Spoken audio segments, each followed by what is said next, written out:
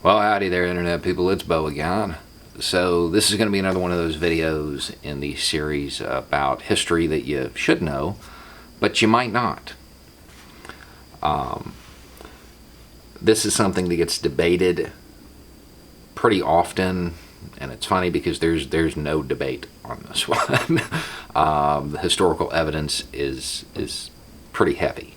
There's a metric ton of historical documentation deciding this little debate. It's funny because it is historians who are to blame for this debate. Historians tend to assume that Americans know American history. It's not really the case. Most Americans know American mythology. The two aren't always the same. So when a historian gets a hot take, gets a piece of information they think will spark interest in history, they put it out there and they don't always put it in context. And that's kind of what happened here. The theory that got advanced was that, well, the Emancipation Proclamation wasn't really about ending slavery. And that's true. There's a lot of truth in that statement. And in fact, in the U.S., slavery still isn't abolished. Not really. But that's a topic for another video. The Emancipation Proclamation freed slaves within a defined geographic area, the areas that were still rebelling. That's it. That's what it did. And there is the theory, one that I personally believe, that there was a political maneuver going on at that time because a lot of Europe was considering entering the war on the side of the South. However, once freeing the slaves became an explicit goal of the Union, they're openly saying, we're going to do this. Well, Europe didn't want to get involved anymore because nobody wants to be on that side of history, So this idea that the Emancipation Proclamation wasn't really about ending slavery gave rise to the idea that Lincoln didn't start the war to end slavery, therefore the American Civil War was not about slavery. You're asking the wrong person. Lincoln's view of why the war happened or didn't happen, his motivations are irrelevant. The South saw. Why did the South secede? Why did the South Carolina militia open up on Fort Sumter? The Confederate Army didn't exist yet. Those are the real questions.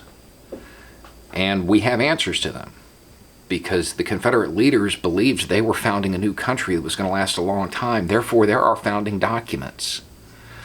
Many states issued statements of reasons.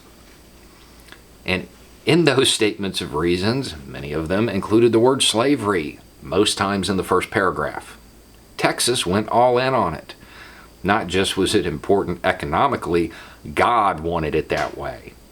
Mississippi said that because it was so hot, they had to have black people as slaves because nobody else could handle it. I am not joking. They put that in what was supposed to be the founding documents of a country. A lot of other states did. Some were a little more cryptic about it, but not much. Georgia talked about how criminals weren't being returned to them from the northern states, criminals being runaway slaves. When they talked about the other states that they were forming a confederacy with, they said other slaveholding states because slavery was the thing uniting them. That's what it was all about. There's no denying this. That's why it happened. And if that doesn't do it for you, we also have the statement from the Vice President of the Confederacy. He talked about how the original founding fathers of the U.S., they believed that slavery would just go away on its own eventually. And they're probably right. I mean, on a long enough timeline, machinery would have been more cost effective. So, I mean, yeah, there's probably some truth to what they believed, but that's not what happened. He said, those ideas, however, were fundamentally wrong. They rested upon the assumption of the equality of the races. This was an error. It was a sandy foundation, and the idea of a government built upon it. When the storm came and the wind blew, it fell. Our new government is founded upon exactly the opposite ideas. Its foundations are laid. Its cornerstone rests upon the great truth that the black man is not equal to the white man, that slavery, subordination to the superior race, is his natural and normal condition. He did not say black man in this. He used a different word. That seems pretty clear. The cornerstone of the Confederacy, the reason they did this, the immediate cause, was slavery. The Civil War was about slavery. You can't argue this. The Confederate side, their documents say it was about slavery. People like to hold on to this because they like the mythology of the War of Northern Aggression and all of that. And even now, I'm sure somebody is typing out that, well, you know, they told the people at Fort Sumter to leave. They didn't want there to be any, fighting. Of course not. They would prefer to keep their slaves without fighting. I find it hard to believe that the people who support the idea that this wasn't over slavery, I find it hard to believe they would justify the U.S. military abandoning a post today. I mean, they're calling for troops to be sent in to Seattle over a few square blocks.